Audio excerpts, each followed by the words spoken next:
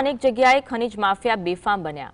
અભેપર ગામમાં રાત્રિના સમયે ખનીજ માફિયાઓએ ગેરકાયદે બ્લાસ્ટિંગ કરતા ગ્રામજનોએ પ્રાંત અધિકારીને ફરિયાદ કરી। પ્રાંત અધિકારી સહિતની ટીમો ઘટનાસ્થળે દરોડા પાડ્યા। ગેરકાયદે નવા કાર્બોસેલના કુવાઓ ખોદવા વિસ્ફોટ કરાતા હોવાનું સામે આવ્યું। ઘટનાસ્થળેથી સુપર પાવર 90 વિસ્ફોટ પદાર્થ જપ્ત કરવામાં આવ્યો।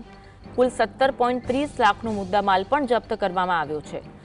ગોરધન દેજરિયા અને જયેશ મકવાણા નામના શખ્સો ખનીજનું ખોદકામ કરાવતા હોવાનું સામે આવ્યું।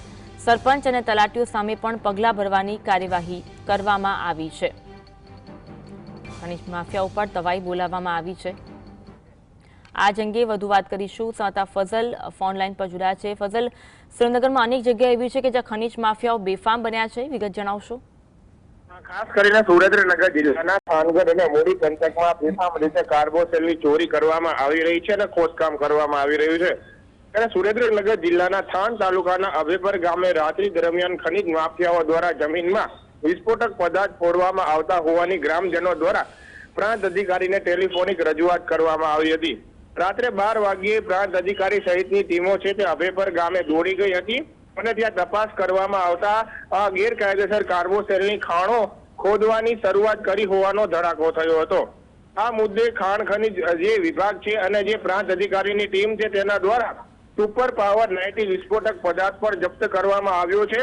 9 જેટલા જે ગેરકાયદેસર કાર્બોસેલની ખાણો ખોદતા મજૂરોની પણ અટકાયત કરવામાં આવી છે અને 17.30 લાખ રૂપિયાનો મુદ્દામાલ પણ જપ્ત કરવામાં આવ્યો છે।